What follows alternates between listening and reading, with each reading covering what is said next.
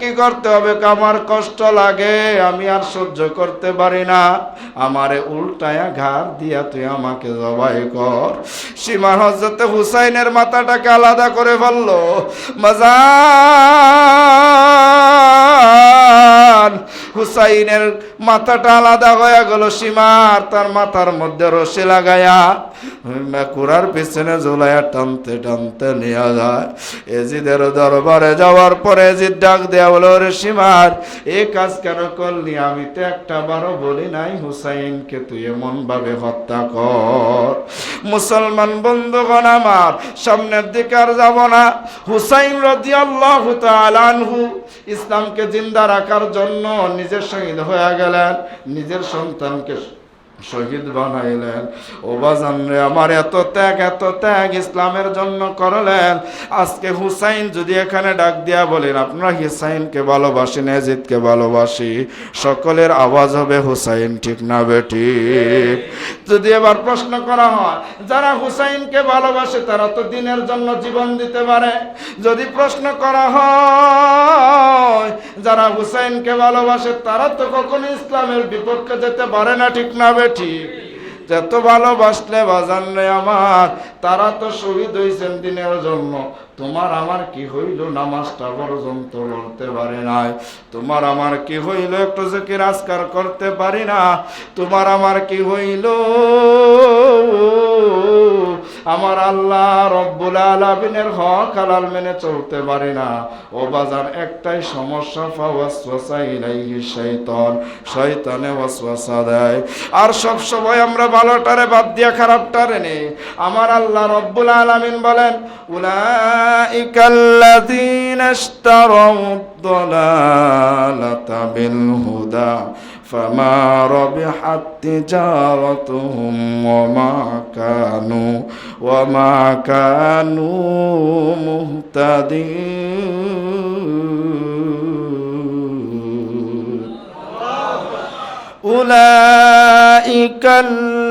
উলাইকাল্লাযীনা ইশতারাউদ الضلالة بالهدى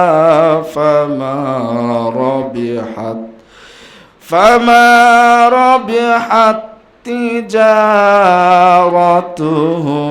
وما كانوا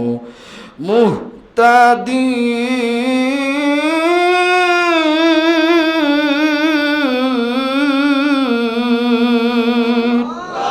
আরো জোরে বলেন আল্লাহু আকবার। আমার আল্লাহ বলেন ওই সমস্ত মানুষ হেদায়েত প্রাপ্ত হবে না যারা ভালোটার বিনিময় গুমরাহিকে খরিদ করেছে। ওই সমস্ত মানুষ কখনো নামাজে হবে না যারা ভালোটার বিনিময় খারাপটাকে পছন্দ করছে। আজকে মানুষ কেন নামাজে হয় না? কেন জিকির আজকার করে না? এত বয়ান শোনা, এত কাহিনী, এত শোনার পর মানুষ কেন আল্লাহর রাস্তায় আসে না? জবাব একটাই, ভালোটার বিনিময় গুমরাহিকে খরিদ করেছে, ঠিক না বেঠিক? অথচ ইমানদারের উসিলা হবে, ইমানদার অনুসরণ করবে কাদেরকে? যারা জীবন দিয়েছে আল্লাহর পথে, হুসাইনকে।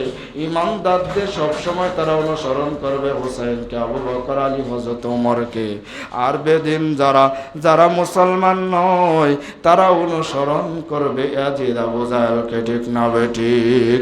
আল্লাহ এই কথাও কোরআনের মধ্যে বলেন, উলাইকা আলা হুদাম মির রাব্বিহিম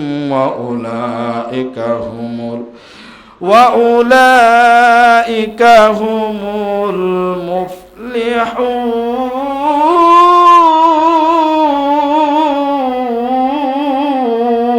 মুফলিহুন। আরো জোরে বলেন আল্লাহু আকবার।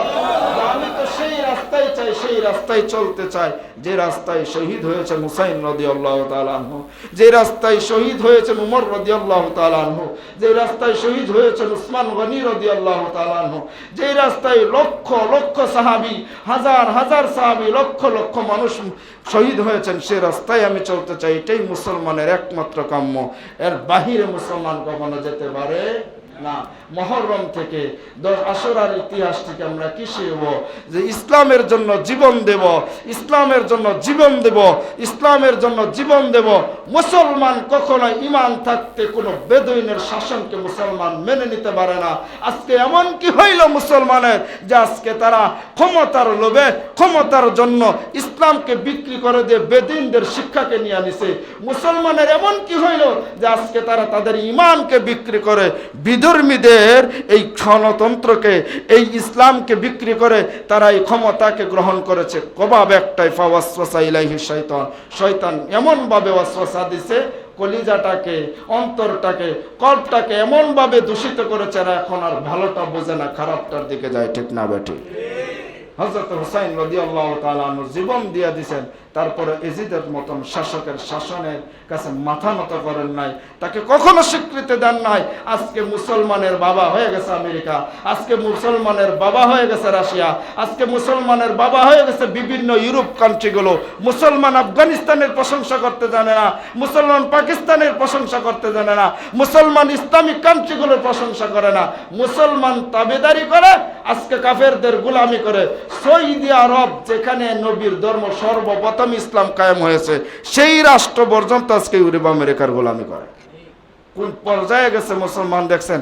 কারণ একটাই, ভিতরে নামাজ নাই, কারণ একটাই, আমল নাই, কারণ একটাই, হক পথের রাস্তা আমরা চিনি না। যদি চিনতাম, আবার দেখবেন নামাজি লোকেরা এদের তাবেদারি করে, কারণ একটাই, নামাজ পড়ে তো আল্লাযীনা হুম ফি সালাতিহিম খাশিউন।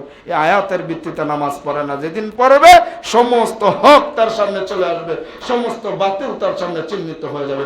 কুল জা আল হক ওয়া যাহাকাল বাতিল ইন্নাল বাতিলা কানা যাহুকা। আল্লাহ বুঝদান করুক। সকলে বলে আল্লাহুম্মা আমিন। আমরা কুফার পাশে ফোরাত নদীর তীরে কারবালার ময়দানে এই পর্যন্ত আমরা গিয়েছিলাম।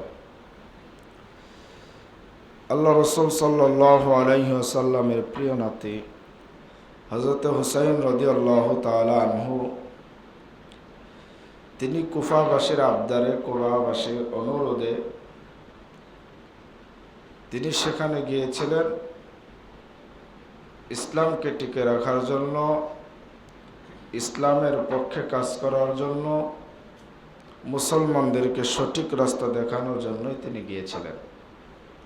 তারই ধারাবাহিকতায় আমরা আলোচনা করতে করতে কারবালার ময়দান পর্যন্ত গিয়েছিলাম। সেখান থেকে আলোচনা হবে ইনশাআল্লাহ। এর আগে কিছু কথা দেখেন, আমরা আলোচনা শুনতে পছন্দ করি, আমল করতে নয়। আমরা ইতিহাস জানতে পছন্দ করি, মানতে নয়। আমরা কোরআন হাদিস অনেকেই শুনি কিন্তু মানি না, ইতিহাস জানি কিন্তু মানি না। সমস্যাটা কোথায়?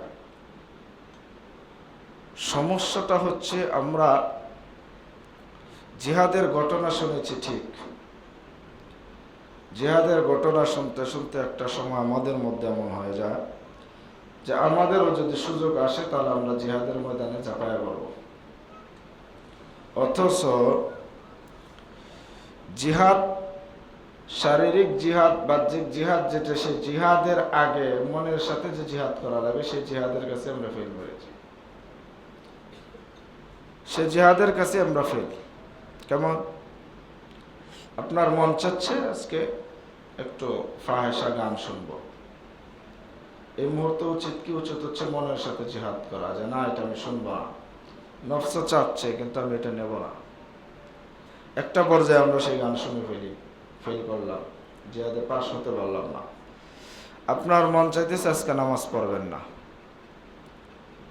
আজকে নামাজে যাব না।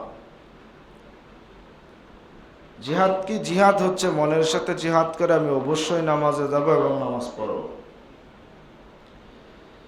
তো কথা আছে যে সবচেয়ে বড় জিহাদ হচ্ছে মনের সাথে জিহাদ করা। যাকে নিজের সাথে নিজেকে জিহাদের মধ্যে জিহাদ করে পাশ করতে হবে। আজকে এই জায়গায় আমরা সকলে ফেল। এটার কারণ কি? এটার কারণ হচ্ছে আল্লাহ রাব্বুল আলামিন কোরআনের এক আয়াতের মধ্যে বলেন, ফাওয়াসওয়াসা ইলাইহি শাইতান, যে শয়তান তোমাকে ওয়াসওয়াসা দেয়। কেন দেয়? যে তার কাজ এটা, তার কাজে এটা মানুষদেরকে ওয়াসওয়াসা দিয়ে জাহান্নামের দিকে নিয়ে যাবে। সে আল্লাহ তাআলার সাথে ওয়াদাবদ্ধ হয়ে আসছে, আল্লাহ যে আদমের জন্য আমি জান্নাত থেকে বিতাড়িত হয়েছি, যে আদমের জন্য আমি ইবলিস হয়েছি, যে আদমের জন্য আমি নিকৃষ্টতম প্রাণী হয়েছি, সে আদম কিভাবে জান্নাতে যায় সেটা আমি দেখব। এই যে চ্যালেঞ্জ করে আসছে আল্লাহ তাআলার সাথে, সেই চ্যালেঞ্জের কাজ সেই পৃথিবীতে করতেছে। দেখেন জুমার সময় মানুষগুলো কত সুন্দর করে মসজিদটা ভরপুর থাকে, মানুষ জুমার নামাজ আদায় করতে চলে আসে। আসরে কেন আসে না? সেই শয়তান তাকে ওয়াসওয়াসা দেয়। আসরের নামাজ পড়ছে কিন্তু মাগরিবের নামাজ অনেক সময় পড়ে না, কারণ কি? শয়তান তাকে ওয়াসওয়াসা দেয়। মাগরিবের নামাজ পড়ছে, এশা পড়ে নাই, এশা পড়েছে, ফজরে ঘুম থেকে ওঠে নাই, কারণ কি? শয়তান তাকে ওয়াসওয়াসা দেয়। শয়তান কি করে? তাকে ওয়াসওয়াসা। একটু সাইডে বসলে ভালো হয় ভাই।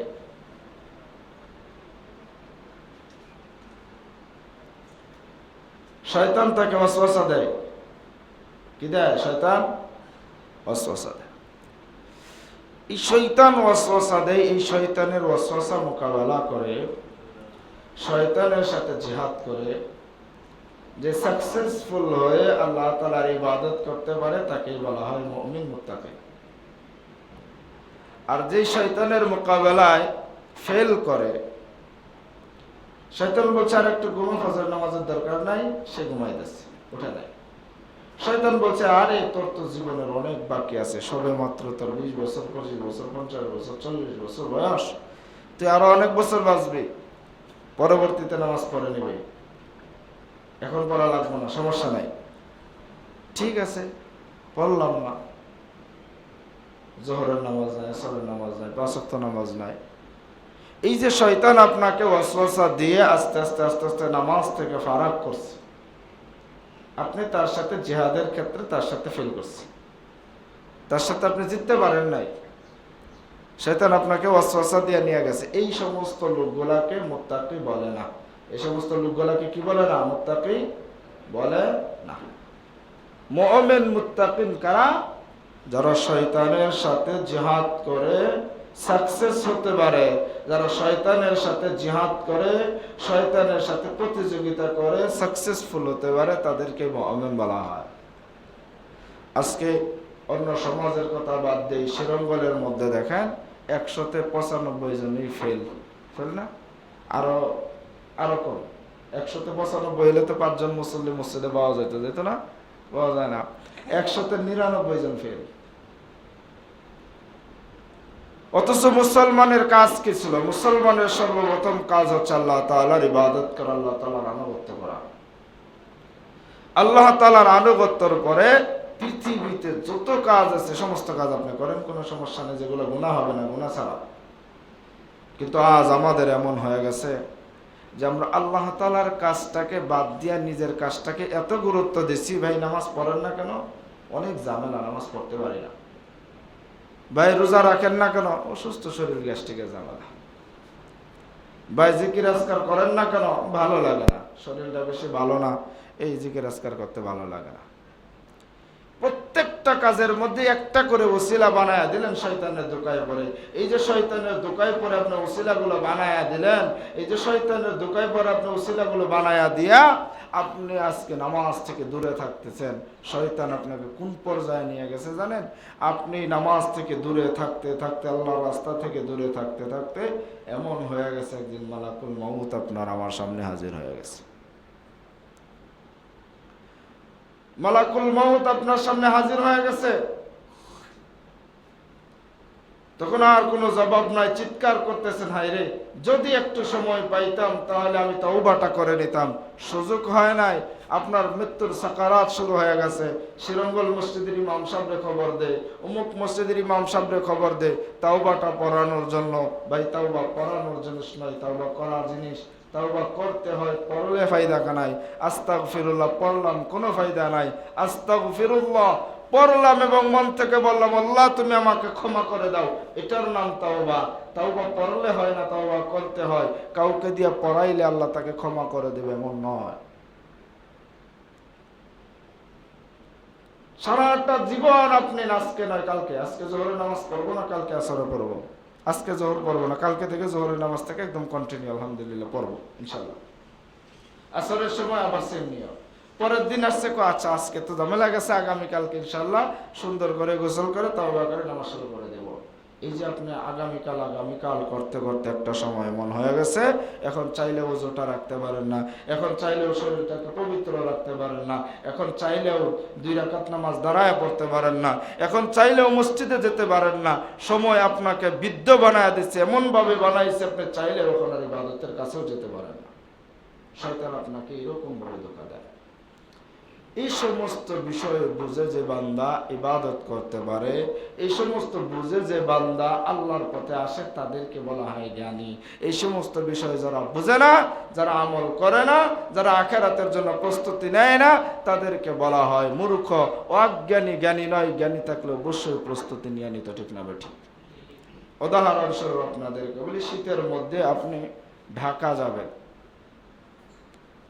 শীতের মধ্যে আপনি ঢাকা যাবেন, রওনা দিয়েছেন দুপুরের বেলায় শীত লাগে না গরম লাগে? গরম লাগে। যত শীতেই থাক, দুপুর বেলা কোনো শীত লাগে? লাগে না। অনেক রোদ উঠছে, আপনি বললেন গরমই তো লাগে, লঞ্চের ছাদে করে যাব, সমস্যা কি?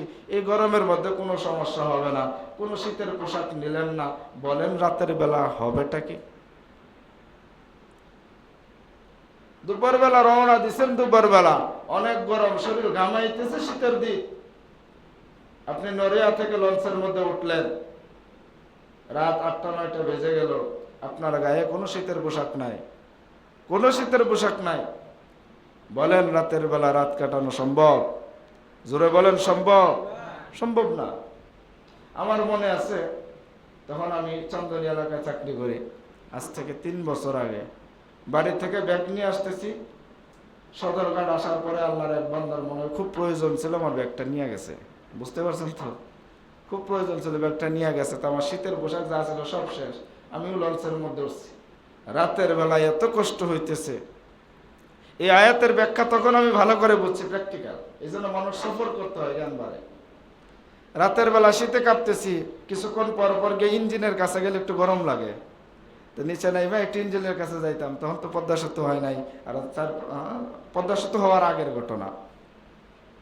তো এক মহিলা বরিশালের এই দিক দিয়ে যাবে, গুসাইরহাট আত্মীয়র বাড়ি যাবে। তো সে আমারে বলতেছে, বাবা তোমার কি কিছু নাই জানা? তা আমার কাছে কয়টা কাঁথা আছে, কথা আছে বরিশালে কাতার গাঠি, আমার কাছে কাঁথা আছে, গায়ে দিব। আমি আরে দেন একটা হইলেই সালার চট পেলে ওইটাও গায়ে দিব, শীত থেকে বসতে হবে। গায়ে দিলাম, সারা রাত কাটাইয়া দিলাম। ও বাজান, দুপুরবেলা রওনা করছো, রাতের বেলায় শীত লাগবে, প্রস্তুতি নিলা না, উপায় কি হবে? আমরা তো সকলেই কবর পথের যাত্রী। নামাজ নাই, রোজা নাই, হক নাই, হালাল নাই, কিচ্ছু মানলাম না। মালাকুল মউত যদি আমার কাছে এসে যায় আর আমার জানটা যদি কবজ করে নিয়ে যায়, কবরে কি উপায় হবে? যেমনি জ্ঞানী মানুষ দুপুরবেলা রওনা দিলেও রাতের বেলায় শীত মোকাবেলা করার জন্য শীতের কাপড় সাথে রাখে, তেমনি ভাবে জ্ঞানী মানুষ কবরে যাওয়ার আগে কবরের সামান তৈরি রাখে, ঠিক না বেঠিক? তো যে কথা বলতেছিলাম, আমরা ঘটনা শুনতে ভালোবাসি, ইতিহাস জানতে ভালোবাসি, বয়ান শুনতে ভালোবাসি, আমল করতে ভালোবাসি না। এটার নাম কামিয়াবি নয়। কামিয়াবি তখন হবে যখন আপনি শুনবেন, জানবেন, আমল করবেন, তখন এটার দ্বারা কামিয়াব আছে। আজকে কত মানুষ বলে, হুজুর চমৎকার আলোচনা করেন, ভাই নামাজ পড়েন না কেন? সময় পাই না। এত সুন্দর আলোচনাটা কি ফায়দা হইল? হুজুর আজকের বয়ান অনেক ভালো হয়েছে, আলহামদুলিল্লাহ, আমল করবেন তো ইনশাআল্লাহ? এই যে ইনশাআল্লাহ বলছে তো গেছে। একটা জিনিস খেয়াল রাখবেন, নফলের ক্ষেত্রে বিসমিল্লাহ বলা, ইনশাআল্লাহ বলা জায়েজ আছে, কোনো ফরজের ক্ষেত্রে ইনশাআল্লাহ বলা জায়েজ নাই। ইনশাআল্লাহ মানে আল্লাহ যদি তৌফিক দিয়ে সামনে পড়বো, আল্লাহ আপনারা তৌফিক দিয়েই পাঠাইছে। অতএব প্রত্যেকটা ফরজের ক্ষেত্রে ইনশাআল্লাহ পরবর্তীতে করব নয়, এখনই পড়ব, পরে আলহামদুলিল্লাহ বলবা, এটা হচ্ছে সুন্নাহ। মনে থাকবে তো ইনশাআল্লাহ? বন্ধুগণ আমার, আসল আলোচনার দিকে যাই। কারবালার ঘটনা থেকে, মুহররম 10ই মুহররমের ঘটনা থেকে আমি যে শিক্ষাগুলো বোঝানোর জন্য চেষ্টা করছি, যে ঘটনা শোনা উদ্দেশ্য নয়, উদ্দেশ্য হলো আমার, আপনি আর আমি যেন এই ঘটনা থেকে কিছু শিখতে পারি এবং জানতে পারি, আমল করতে পারি। যদি আমল করতে পারেন তাহলে আমার এই বয়ান, এই কষ্ট করে বয়ান সাজানোর পিছনে একটা ফায়দা আছে। আর যদি আমল না করে শুধু শুধু চিল্লায় শোনায় লাভ আছে কোনো ফায়দা নেই। বন্ধুগণ আমার, হযরত হুসাইন রাদিয়াল্লাহু তাআলা আনহু কুফা প্রান্তে ফোরাত নদীর তীরে কারবালার ময়দানে তিনি উপস্থিত হইলেন। সাথে তার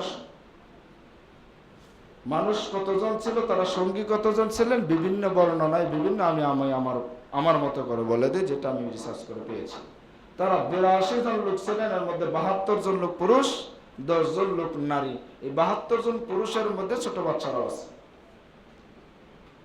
উদ্দেশ্য কি? উদ্দেশ্য জিহাদ করা, যুদ্ধ করা নয়।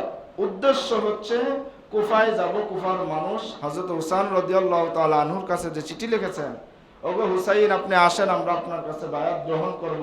আমরা এজিদের শাসন মানব না, কারণ এজিদ লোক ভালো না। হুসাইন এই তাদের প্রত্যাশা পূরণ করার জন্য যে কাল কিয়ামতের দিন আমি আমার আল্লাহর কাছে কি জবাব দেব, আমার নবীর কাছে কি জবাব দেব, এই জন্য হুসাইন রাদিয়াল্লাহু তাআলা আনহু কারবালার ময়দানে গেলেন। যাওয়ার পর খবর হয়ে গেল এজিদ তার গভর্নর, কুফার যে গভর্নর ছিলেন, সেই governor Ubaidullah bin Ziyad, Ubaidullah bin জিয়াদকে পাঠায় দিলেন, যাও খবর নিয়ে আসো। তিনি খবর নেওয়ার জন্য কারবালার প্রান্তে আসলেন। আসার পর বলে, ওগো হুসাইন, তুমি এখানে কিসের জন্য এসেছো? আমাদের সাথে কি যুদ্ধ করতে চাও? হযরত হুসাইন বললেন, যদি যুদ্ধ করার নিয়ত থাকবে তাহলে তো আমি আমার সাথে নারী নিয়ে আসতাম না। যদি যুদ্ধ করার নিয়ত থাকবে তাহলে তো আমি আমার সাথে ছোট ছোট বাচ্চাদেরকে নিয়ে আসতাম না। তাহলে কেন আসছো? যা আসছি সরাসরি এজিদের সাথে দেখা করার জন্য, কথা বলার জন্য, কি সমস্যা, সমস্ত সমস্যার সমাধান করার জন্য। উবাইদুল্লাহ বিন জিয়াদ বললেন, আমরা এটা মানি না, তোমাকে কুফায় কখনোই অংশগ্রহণ করার জন্য, কুফার ভিতরে ঢোকার জন্য কোনোভাবেই আমরা অনুমতি দেব না, তুমি ঢুকতে পারবে না। এজিদের হুকুমে উবাইদুল্লাহ বিন জিয়াদের সাথে প্রায় 6000, কোনো বর্ণনায় বিভিন্ন আছে, সৈন্য নিয়া তারা সেই কুফা প্রান্তে এই ফোরাত নদীর তীরে কারবালার ময়দানে প্রধান ফটকের গেটের দিকে তারা দাঁড়িয়ে আছে। তারা হুসাইন রাদিয়াল্লাহু তাআলা আনহুকে কোনো মতেই ঢুকতে দেবে না, চতুর্দিক থেকে ঘিরে রাখছে। মুসলমান বন্ধুগণ আমার, হযরতে হুসাইন রাদিয়াল্লাহু তাআলা আনহু ডাক দিয়া বলেন, উবাইদুল্লাহ বিন জিয়াদ,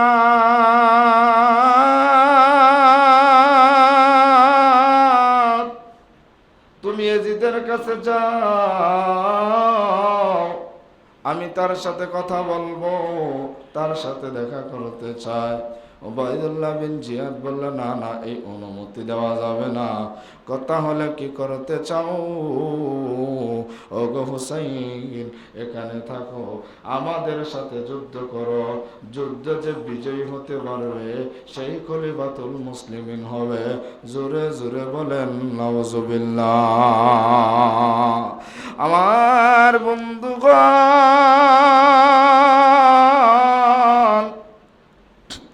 হুসাইন রাদিয়াল্লাহু তাআলা আনহু বারবার বুঝাইলেন, না না, আমি এখানে কোনো যুদ্ধ করার জন্য আসি নাই, জিহাদ করার জন্য আসি নাই। আমি এসেছি কুফাবাসীর সাথে দেখা করব, এজিদের সাথে দেখা করব, কথা বলবো। কিন্তু বাজান রে আমার, এজিদ বুঝে গিয়েছেন তার গভর্নরকে, এই জন্যই তিনি হুকুম করেছেন। তিনি জানেন হুসাইন যদি কুফায় ভিতরে ঢুকে, কুফায় যদি চলে যায়, এজিদের রাজত্ব চলবে না। এই জন্য তিনি তাকে সেখানে যে কোনো মূল্যে আটকায় দিয়েছেন। জোরে জোরে বলেন নাউজুবিল্লাহ। মুসলমান বন্ধুগণ আমার, এ কথা বলে যখন কুফার গভর্নর উবাইদুল্লাহ বিন জিয়াদ চলে গেল, হযরত হুসাইন রাদিয়াল্লাহু তাআলা আনহু আয়েশা তার ফ্যামিলির সাথে, পরিবারের সাথে কথা বলতেছেন যে এখানে যা বোঝা যাইতেছে এরা আমাদের সাথে যুদ্ধ করবে, কোনোভাবেই ভিতরে ঢুকতে দেবে না। ও মুসলমান বাজান, কোন মানুষ যদি যুদ্ধ করার জন্য যায়, আমাদের মধ্যে অনেক ভাইরা আছে, হযরত হুসাইন নাকি যুদ্ধ করার নিয়তে গিয়েছিলেন। বাজান, একটা কথা বলে দেই, যদি যুদ্ধ করার জন্য যাবেন, যুদ্ধের সামানপত্র নিয়ে যাবেন কি যাবেন না? জোরে বলেন যাবেন কি যাবেন না? কিন্তু হুসাইন কোনো সামান নিলেন না, বেশি খাবারও নিলেন না, কারণ তিনি কুফায় সরাসরি কুফার ভিতরে ঢুকবেন। বাজান রে আমার, হযরত হুসাইন রাদিয়াল্লাহু তাআলা আনহু সকলের সাথে যখন পরামর্শ করতেছেন, এমন সময় হুসাইনের স্ত্রী ডাক দিয়া বলেন, প্রাণের স্বামী গো, যুদ্ধ পরা করবেন, আজকে আমাদের কারো কোনো খাবার নাই, প্রায় 3 দিন হয়ে গেছে, পানিও নাই, পানিও আজকে শেষ হয়ে গেছে। আমাদের ছোট বাচ্চা আলী আসগর সে পানি পানি বলে